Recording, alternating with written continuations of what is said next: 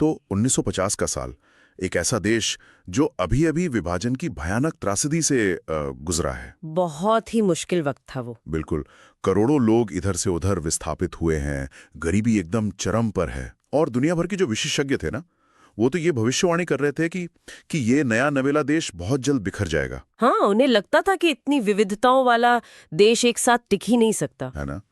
लेकिन उस भयानक उथल-पुथल के बीच इस देश ने सिर्फ एक किताब नहीं लिखी, बल्कि दुनिया के सबसे बड़े लोकतंत्र को हमेशा के लिए एक सूत्र में बांधने वाला एक सर्वाइवल मैनुअल तैयार किया। सर्वाइवल मैनुअल, बहुत ही सटीक शब्द इस्तेमाल किया आपने। शुक्रिया और स्वागत है दोस्तों आज की इस नई डीप डाइव में।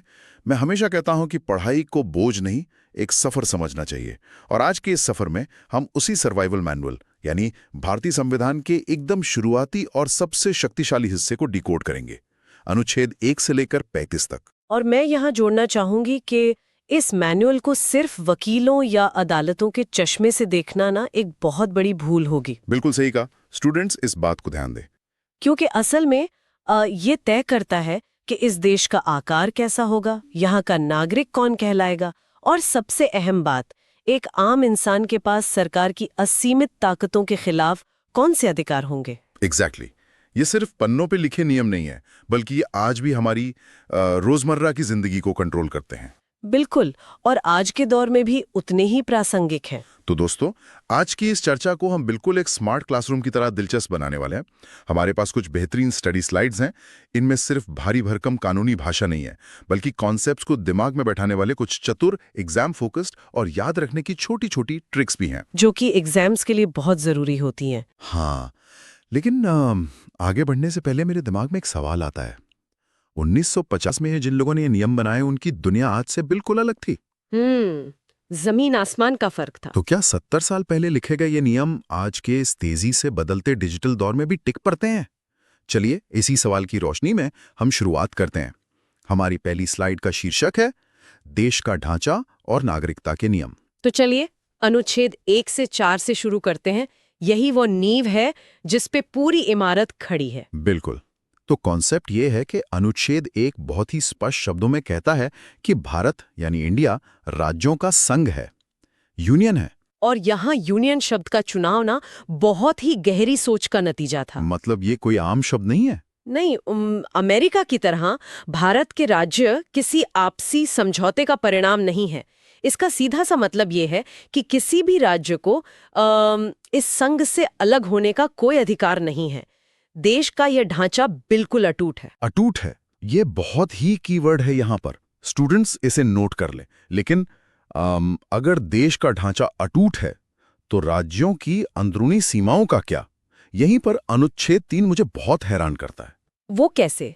देखिए, अनुच्छेद 2 तो बाहरी राज्यों के प्रवेश की बात करता है, लेकिन अनुच्छेद 3 के तहत देश के संसद के पास ये अधिकार है कि वो वर्तमान राज्यों के नाम बदल सकती है, सीमाएं बदल सकती है या नए राज्य बना सकती है। और यहाँ जो सबसे बड़ा एग्जाम फोकस है, ध्यान दें, संसद ये काम सिर्फ साधारण बहुमत यानी सिंपल मेजॉरिटी से कर सकती है। हाँ, ये अक्सर एग्जाम में पूछा जाता है ना? पर क्या ये थोड़ा खतरनाक नहीं है? मतलब जरा सोचिए, केंद्र सरकार बिना किसी विशेष बहुमत के पूरे देश का नक्शा ही बदल सकती है। ये बाहर से खतरनाक लग सकता है, लेकिन 1947 के संदर्भ को याद करना बहुत जरूरी है। उस समय देश सैकड़ों रियासतों में बटा हुआ था। हाँ, वो तो था, बहुत बिखराव था। उस संविधान निर्माताओं को पता था कि भविष्य में प्रशासनिक सुविधा या भाषा के आधार पर राज्यों की सीमाओं को फिर से खींचने की जरूरत पड़ेगी ही। अगर इस प्रक्रिया को बहुत जटिल बना दिया जाता, तो शायद देश के अंदर ही कई गृह युद्ध छिड़ जाते। ओहो, मतलब लचीलापन जरूरी था। बिल्कुल, इसीलिए एक मजबूत केंद्र की स्थापना की गई और संसद को ये ताकत दी गई। बहुत ही शानदार लॉजिक है। और इस पूरे कॉन्सेप्ट को याद रखने की एक बहुत ही मजेदार ट्रिक हमारी स्लाइड में दी गई है। ट्रिक है 1 में नाम, 2 में एंट्री, 3 में बदलाव। अरे वाह, ये तो बहुत कैची है ना? 1 में देश का नाम, 2 में बाहरी राज्यों की एंट्री और 3 में अंदरूनी बदलाव। बहुत ही तार्किक क्रम है। अब जब देश की सीमाएं तय हो गईं, तो अगला सबसे बड़ा सवाल था, नागरिक कौन है? जो कि उस समय का सबसे ज्वलंत मुद्दा था। बिल्कुल। और स्लाइड में हमारा अगला टॉपिक यही है, नागरिकता। अनुच्छेद 5 से 11। 26 जनवरी 1950 को जब ये सब तय किया जा रहा था, तब हालात बिल्कुल भी सामान्य नहीं थे। विभाजन के कारण लाखों लोग भारत से पाकिस्तान और पाकिस्तान से भारत आ जा रहे थे। एक तरह की अफरा तफरी मची हुई थी। हाँ, तो नागरिकता तय करना एक कानूनी सपने से ज्यादा एक बहुत बड़ी मानवीय चुनौती थी। इसीलिए संविधान ने अलग अलग परिस्थितियों के लिए अलग अलग प्रावधान बनाए। जैसे अनुच्छेद 5 कहता है कि जो भारत में जन्मा है या जिसका अधिवास यानी डोमिसाइल यहाँ का है, वो नागरिक है। ये तो हो गई एकदम सामान्य स्थिति। सही कहा, ये सामान्य स्थिति के लिए था। लेकिन जो सामान्य स्थिति में नहीं थे, उनके लिए कॉन्सेप्ट थोड़ा अलग है। अनुच्छेद 6 और 7। अनुच्छेद 6 उन लोगों की नागरिकता तय करता है जो जान बचाकर पाकिस्तान से भारत आए थे। लेकिन अनुच्छेद 7 का दायरा मुझे थोड़ा उलझावा लगता है। अनुच्छेद 7 अक्सर स्टूडेंट्स को कंफ्यूज करता है। हाँ, क्योंकि ये उन लोगों के लिए हैं जो पहले भारत से पाकिस्तान चले गए, लेकिन फिर वहां हालात देखकर वापस लौट आए। तो क्या ऐसे लौटने वालों को भी नागरिकता दी गई? जी हाँ, और ये भारतीय संविधान का एक बहुत ही उदार और मानवीय दृष्टिकोण था। संविधान ने वापसी करने वालों को भी अपनाने का रास्ता खुला रखा। क्या बात है, बहुत ही प्रोग्रेसिव सोच थी। इसके अलावा अनुच्छेद 8 उन लोगों को कवर करता है जो विदेश में रहने वाले भारतीय मूल के लोग हैं, जिन्हें हम आज PIOs कहते हैं। और स्टूडेंट्स, यहाँ पे एक बहुत बड़ा एग्जाम फोकस है जिसे अक्सर हम नजरअंदाज कर देते हैं। वो ये है कि नागरिकता का पूरा उल्लेख संविधान के भाग 2 यानी पार्ट 2 में है। इसे रट लीजिए। बिल्कुल, ये सीधा सीधा सवाल बनता है एग्जाम्स में। और इस ऐतिहासिक उलझन को सुलझाने के लिए हमारे पास एक बहुत ही काव्यात्मक ट्रिक है 5 में जन्म, 6 में आए, 7 में जाकर लौटे, 8 में बाहर वाले। ये तो एक लाइन में पूरी विभाजन की कहानी समेट लेती है ना कमाल की ट्रिक? हाँ। अब इसके बाद अनुच्छेद 9 से 11 नागरिकता के कुछ कड़े नियम तय करते हैं। कॉन्सेप्ट ये है कि अनुच्छेद 9 एकल नागरिकता या सिंगल सिटीजनशिप की बात करता है, जो कि भारत की एक बहुत बड़ी विशेषता है। हाँ, मतलब अगर कोई व्यक्ति अपनी मर्जी से किसी दूसरे देश की नागरिकता ले लेता है तो उसकी भारतीय नागरिकता तुरंत और अपने आप खत्म हो जाएगी। दोहरी नागरिकता के लिए यहाँ कोई जगह नहीं है। ऐसा क्यों? इसके पीछे भी राष्ट्रीय एकता की ही भावना थी। भारत इतनी विविधताओं वाला देश है कि यहाँ लोगों को सिर्फ एक पहचान से जोड़ना जरूरी था, भारतीय होने की पहचान। मतलब कोई महाराष्ट्र का नागरिक या यूपी का नागरिक नहीं है, सब भारत के नागरिक हैं। एग्जैक्टली। कोई राज्य की नागरिकता नहीं, कोई 2 देशों की नागरिकता नहीं। और इसी विचार को मजबूती देने के लिए अनुच्छेद 11 लाया गया। अनुच्छेद 11 जो संसद को पावर देता है। हाँ, अनुच्छेद 11 ने नागरिकता पर कानून बनाने की पूरी और अंतिम शक्ति केवल संसद को दे दी। और एग्जाम फोकस के हिसाब से बता दूं, इसी शक्ति का इस्तेमाल करके आगे चलकर नागरिकता अधिनियम 1955 बना था। और इसे याद रखने की ट्रिक एकदम गणित वाली है। ट्रिक है 9 इक्वल्स टू नो यानी नो ड्यूअल सिटीजनशिप, और 11 इक्वल्स टू संसद का एक और एक कानून। 9 मतलब नो। बहुत बढ़िया ट्रिक है। चलिए अब हम उस हिस्से में प्रवेश कर रहे हैं जिसे भारत का मैग्ना कार्टा कहा जाता है। हमारी अगली स्लाइड राज्य की परिभाषा और समानता का अधिकार, अनुच्छेद 12 से 18। मूल अधिकार या फंडामेंटल राइट्स संविधान की असली जान है ये। बिल्कुल, लेकिन कॉन्सेप्ट समझाने से पहले मैं स्टूडेंट से एक सवाल पूछता हूँ। अधिकारों की बात करने से पहले हमें ये तो जानना होगा ना कि ये अधिकार हमें किसके खिलाफ मिले हैं। सही कहा। जब संविधान किसी व्यक्ति को अधिकार देता है तो वो किसी पड़ोसी के खिलाफ तो होते नहीं है। हाँ, पड़ोसी से तो आप खुद निपट लेंगे। बिल्कुल, वो अधिकार राज्य यानी स्टेट के खिलाफ दिए जाते हैं।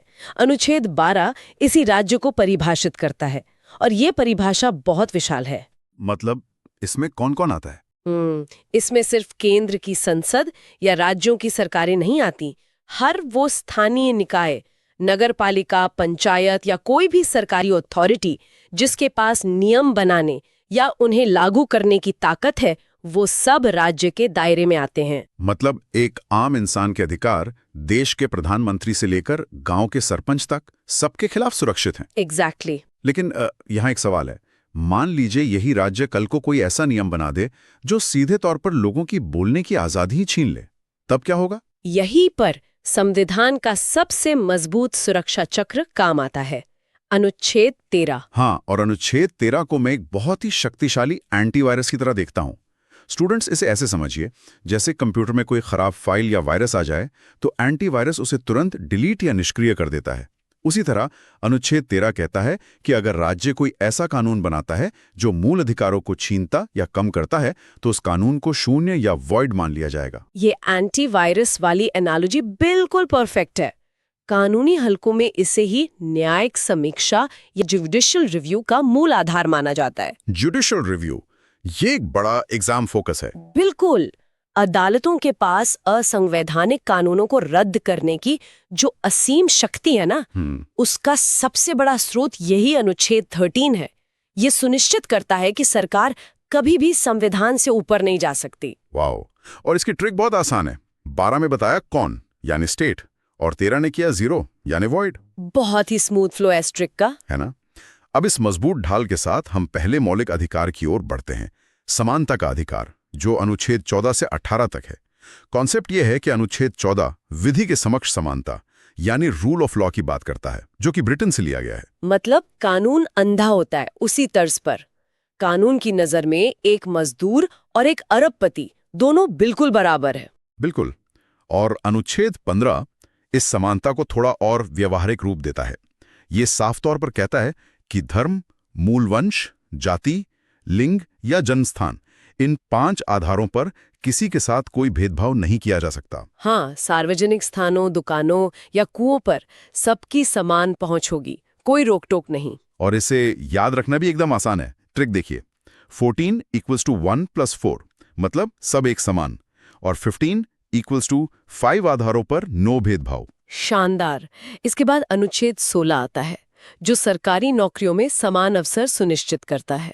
लेकिन इन सब में अनुच्छेद 17 एक ऐसा प्रावधान है जो मुझे सबसे ज्यादा प्रभावशाली और कठोर लगता है। अनुच्छेद 17 अस्पृश्यता यानी छुआछूत का अंत करता है। ये सिर्फ एक कानूनी धारा नहीं थी, बल्कि हजारों सालों से चले आ रहे एक सामाजिक कलंक पर सीधा प्रहार था। बिल्कुल।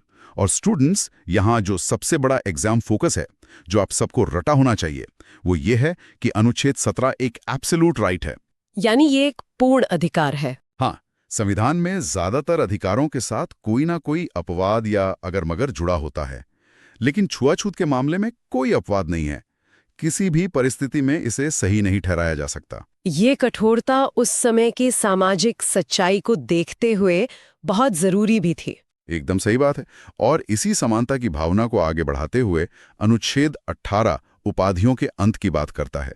सेना और शिक्षा संबंधी सम्मान को छोड़ दें तो राज्य किसी को भी महाराजा, राय बहादुर या नवाब जैसी उपाधियां नहीं दे सकता। मतलब जन्म के आधार पर कोई विशेष दर्जा नहीं मिलेगा, सब आम नागरिक हैं। और इसकी ट्रिक भी बड़ी मजेदार है। 16 में जॉब, 17 में छुआछूत छूमंतर, 18 में राजा महाराजा आउट। हाँ, राजा महाराजा आउट, बहुत अच्छे। समानता के बाद अब हम स्वतंत्रता की तरफ रुख करते हैं। हमारी नई स्लाइड, स्वतंत्रता और जीवन की रक्षा, अनुच्छेद 19 से 24। अनुच्छेद 19 ये तो नागरिकों को 6 तरह की मौलिक स्वतंत्रताएं देता है। बोलने की आज़ादी, शांतिपूर्ण सम्मेलन की आज़ादी, संघ या संगठन बनाने की आज़ादी, और देश में कहीं भी आबाद रूप से घूमने, बसने और कोई भी व्यापार करने की आज़ादी। कुल 6 हो गई। लेकिन यहाँ एक बहुत ही आम भ्रम होता है। अक्सर स्टूडेंट्स पूछते हैं कि सर, क्या प्रेस की स्वतंत्रता के लिए संविधान में कोई अलग अनुच्छेद है? नहीं, अलग से कोई अनुच्छेद नहीं है, और यही तो एक बहुत बड़ा एग्जाम फोकस है। हाँ, भारतीय संविधान में प्रेस की स्वतंत्रता अलग से नहीं लिखी गई है, बल्कि यह अनुच्छेद 19(1)(a) यानी वाक और अभिव्यक्ति की स्वतंत्रता में ही अंतर्निहित है। मतलब संविधान की नजर में एक पत्रकार की आजादी एक आम नागरिक की बोलने की आजादी से अलग या उसे ऊपर नहीं है। बिल्कुल सही, दोनों एक ही हैं। और इन 6 स्वतंत्रताओं को याद रखने की ट्रिक किसी फिल्मी कहानी जैसी है। ट्रिक है, बोस संग आया गया, बस व्यापार किया। थोड़ा समझाएंगे इसे? बिल्कुल। बोस मतलब बोलना और सम्मेलन, संग मतलब संग बनाना, आया गया मतलब घूमना, बस मतलब बसना, और व्यापार मतलब व्यापार करना। एक लाइन में 6 स्वतंत्रताएं याद हो गई। ये तो सच में बहुत क्रिएटिव है। अब तक हमने जो अधिकार देखे वे रोजमर्रा की जिंदगी के लिए हैं, लेकिन जब कोई व्यक्ति सबसे ज्यादा असुरक्षित होता है तब क्या? आपका मतलब है जब कोई आपराधिक न्याय प्रणाली में फंस जाए, पुलिस केस हो जाए। हाँ, अनुच्छेद 20 से 22 किसी भी व्यक्ति को राज्य की मनमानी कानूनी कार्रवाई से बचाते हैं। ये हिस्सा व्यक्तिगत स्वतंत्रता की सबसे मजबूत ढाल है।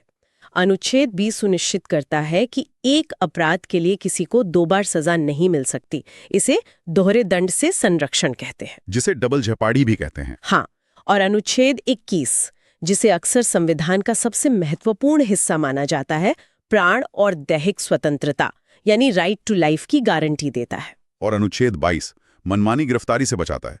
ये तय करता है कि गिरफ्तार व्यक्ति को 24 घंटे के अंदर मजिस्ट्रेट के सामने पेश करना ही होगा।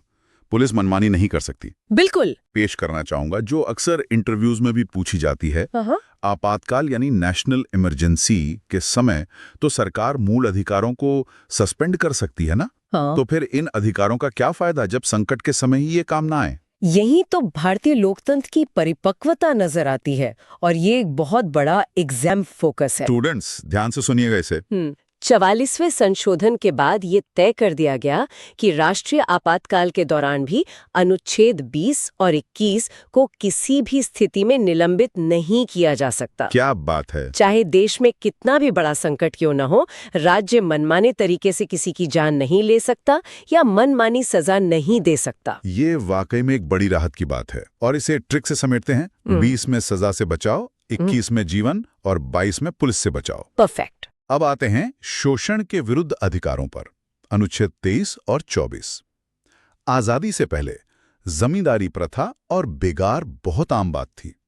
कॉन्सेप्ट यह है कि अनुच्छेद 23 मानव तस्करी और बेगार यानी बिना पैसे दिए जबरदस्ती काम कराने पर पूरी तरह रोक लगाता है। और यहाँ ध्यान देने वाली बात यह है कि अधिकार सिर्फ कागजों पर लिखकर नहीं छोड़े गए।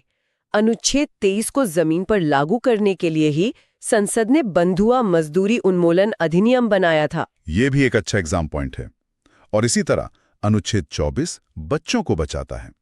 यह 14 वर्ष से कम उम्र के बच्चों को कारखानों, खदानों या किसी भी खतरनाक काम में लगाने पर सख्त रोक लगाता है। बहुत ही मार्मिक और जरूरी नियम है ये। बिल्कुल। ट्रिक याद रखने में मदद करेगी। 23 मतलब 2-3 रुपए में काम नहीं, नो फोर्स लेबर। और 24 मतलब 24 घंटे बच्चों से काम नहीं। शोषण से बचाव के बाद अब हम भारत जैसे विविध देश की आत्मा की ओर बढ़ते हैं। अगली स्लाइड धर्म, संस्कृति और अधिकारों की गारंटी। अनुच्छेद 25 से 35। धर्म का अधिकार बहुत महत्वपूर्ण है। अनुच्छेद 25 हर व्यक्ति को अपनी पसंद के धर्म को आबाद रूप से मानने, आचरण करने और प्रचार करने की आजादी देता है। और 26 अपने धार्मिक कार्यों का प्रबंध करने की छूट देता है। बिल्कुल। और अनुच्छेद 27 सुनिश्चित करता है कि किसी खास धर्म को बढ़ावा देने के लिए किसी व्यक्ति को टैक्स देने के लिए मजबूर नहीं किया जा सकता। और 28 कहता है कि जो शिक्षण संस्थाएं पूरी तरह राज्य के पैसे से चलती हैं, वहां कोई धार्मिक शिक्षा नहीं दी जाएगी। सही कहा। अनुच्छेद 25 के तहत एक बहुत ही अहम उदाहरण हमारे नोट्स में है। सिख समुदाय द्वारा कृपाण धारण करना ये कोई हथियार रखना नहीं माना जाता, बल्कि ये अनुच्छेद 25 के तहत उनके धर्म को आबाद रूप से मानने की आजादी का ही हिस्सा है। ये दिखाता है कि संविधान मान्यताओं का कितना सम्मान करता है। बिल्कुल। और ट्रिक है, 25 में मानो, 26 में प्रबंध करो, 27 में नो टैक्स, 28 में शिक्षा। और धर्म के बाद अल्पसंख्यक वर्गों के अधिकारों की बात आती है।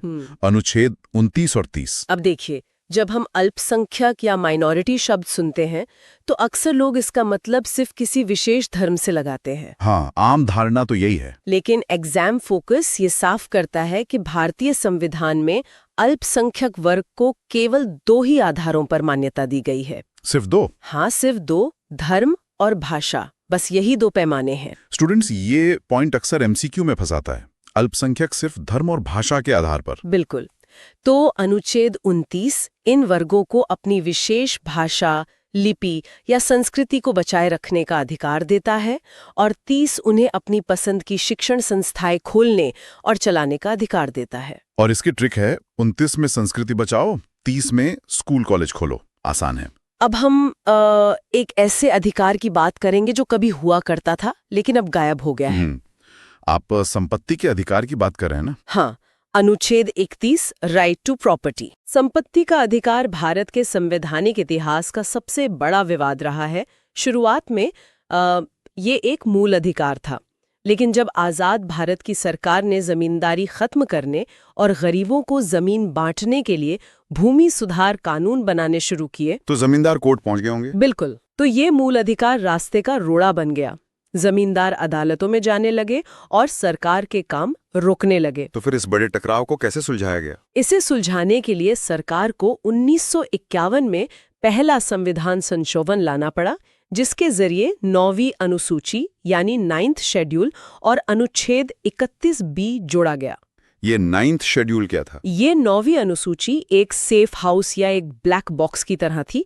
अगर सरकार भूमि सुधार का कोई कानून बनाकर इस अनुसूची में डाल देती तो अदालत उसकी समीक्षा नहीं कर सकती थी। ओहो, मतलब जुडिशियल रिव्यू से बाहर। हाँ, और इस विवाद का अंततः समापन 44वें संशोधन 1978 द्वारा हुआ, जब संपत्ति के अधिकार को मूल अधिकारों की सूची से ही हटा दिया गया। तो अब ये कहाँ है? अब ये अनुच्छेद 300A के तहत सिर्फ एक कानूनी अधिकार है। मतलब अधिकार तो है, पर अब वो मूल नहीं रहा।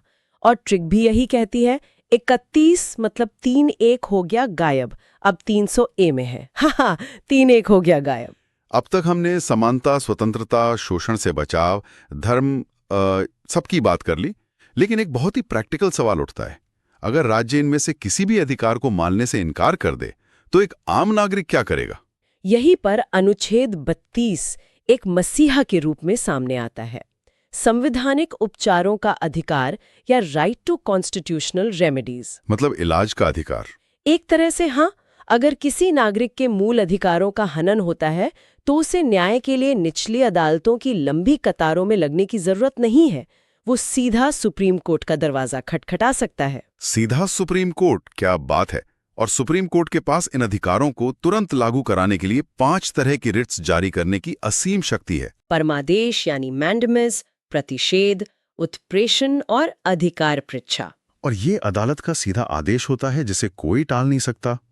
Students, doctor B.R. अम्बेडकर ने अनुच्छेद 32 के बारे में जो कहा था वो एग्जाम फोकस का सबसे चमकता हुआ सितारा है। उन्होंने इसे संविधान की आत्मा और हृदय कहा था। और ये बिल्कुल सच है, क्योंकि बिना किसी स्पष्ट उपाय के अधिकार सिर्फ कागज पर लिखे गए कुछ खोखले वादे बनकर रह जाते हैं।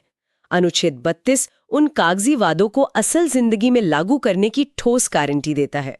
इसलिए हमारी ट्रिक इसे बहुत सटीक नाम देती है। 32 = SC का जादुई टूलकिट, जिसमें 5 रिट्स हैं। जादुई टूलकिट, बहुत खूब। अब हम इस चर्चा के अंतिम पड़ाव पर हैं दोस्तों, अनुच्छेद 33 से 35। अभी तक हमने देखा कि नागरिकों के पास कितने व्यापक अधिकार हैं, लेकिन क्या सीमा पर देश की रक्षा कर रहे एक सैनिक के पास भी बिल्कुल वही अधिकार हैं जो एक आम नागरिक के पास हैं? या राष्ट्रीय सुरक्षा व्यक्तिगत अधिकारों से ऊपर हो जाती है? अनुच्छेद 33 संसद को ये विशेष शक्ति देता है कि वह सशस्त्र बलों, पुलिस और खुफिया एजेंसियों के जवानों के मूल अधिकारों को सीमित कर सके। ऐसा क्यों? ऐसा इसलिए जरूरी है ताकि वे कड़े अनुशासन में रहें और अपने कर्तव्यों का बिना किसी रुकावट के पालन करें। एक जवान ये नहीं कह सकता कि मुझे ड्यूटी के दौरान कहीं भी घूमने की आज़ादी चाहिए। हाँ, ये तो डिसिप्लिन के खिलाफ होगा। और इसी से जुड़ा है अनुच्छेद 34 जो मार्शल लॉ यानी सैन्य शासन की बात करता है। बिल्कुल, अगर देश के किसी हिस्से में शांति व्यवस्था पूरी तरह भंग हो जाए और मार्शल लॉ लागू करना पड़े तो वहां भी मूल अधिकारों पर प्रतिबंध लग सकता है। और एग्जाम फोकस ये बताता है कि ऐसे समय में व्यवस्था कायम करने के दौरान अगर सरकारी कर्मचारियों या सेना से कोई नुकसान हो जाता है तो उनकी क्षतिपूर्ति यानी इंडेमनिटी का कानून संसद बनाती है। सही बात है। इसकी ट्रिक भी एकदम सैन्य अनुशासन जैसी है। 33 मतलब 3-3 करके सेना मार्च करे, 34 मतलब चारों ओर सेना यानी मार्शल लॉ। और अंत में आता है अनुच्छेद 35 जो इन सभी अधिकारों को पूरे देश में एक सूत्र में बांधने का काम करता है। ये क्या करता है? यह स्पष्ट करता है कि मूल अधिकारों को लागू करने या उनसे जुड़े दंड तय करने के लिए कानून बनाने की ताकत सिर्फ और सिर्फ संसद के पास है। राज्य के विधानमंडलों के पास ये शक्ति नहीं है। इसका मतलब ये है कि किसी अधिकार का कानून कश्मीर में कुछ और कन्याकुमारी में कुछ और नहीं हो सकता। बिल्कुल नहीं, सब जगह एक समान। जैसे हमने पहले देखा कि छुआछूत अनुच्छेद 17 को खत्म करने के लिए जो सजा तय करने वाला कानून बना वो संसद ने अनुच्छेद 35 की शक्ति के तहत ही बनाया था ताकि पूरे देश में एकरूपता बनी रहे। सही कहा। ट्रिक इसे बहुत अच्छे से समेटती है। 35 मतलब पावर हाउस सिर्फ संसद का राज। तो स्टूडेंट्स, ये था हमारा अनुच्छेद 1 से 35 तक का एक गहरा और विस्तृत सफर। एक बार जल्दी से समरी देख लेते हैं। हमने शुरुआत की थी भारत के भौगोलिक ढांचे और नागरिकता की ऐतिहासिक उलझनों से। फिर हमने राज्य की उस विशाल परिभाषा को समझा जिसके खिलाफ हमें अधिकार मिले हैं। हमने समानता और स्वतंत्रता की उन ढालों को देखा जो शोषण से बचाती हैं, धार्मिक आजादी की बारीकियों को समझा और अंत में अनुच्छेद 32 के रूप में उस जादुई टूलकिट को देखा जो इन सभी अधिकारों को असलियत में ढालता है। और इस पूरी चर्चा का सार यही है कि ये सिर्फ अदालती बहसों के लिए लिखी गई धाराएं नहीं हैं। ये वो बुनियादी सिद्धांत हैं जिन्होंने 1950 में एक बिखरे हुए समाज को एक मजबूत राष्ट्र में तब्दील किया। बिल्कुल, लेकिन चर्चा को खत्म करने से पहले मैं उस सवाल की तरफ वापस लौटना चाहूंगा जो हमने बिल्कुल शुरुआत में उठाया था।